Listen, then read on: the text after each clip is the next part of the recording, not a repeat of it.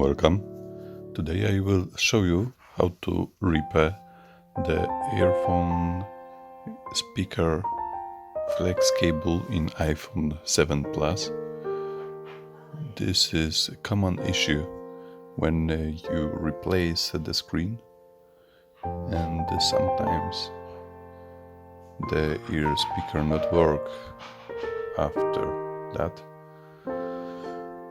The solution is make a jumper with a thin wire.